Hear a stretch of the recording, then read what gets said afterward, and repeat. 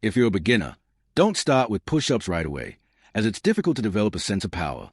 On the first day, do 4-point push-ups, 5 sets of 30 seconds each, then rest. Don't do anything else. On the second day, try alternating shoulder touches, 5 sets of 10 representatives, then rest. Don't do anything else. On the third day, you can move up to alternating push-ups, 5 sets of 10 representatives, and then don't rush to rest for a day. On the fifth day, you'll find that planks are easy. Based on this, you can then try kneeling push-ups, continuing with 10 representatives daily. 5 sets don't require much practice. It won't be long before you find yourself able to perform standard push-ups.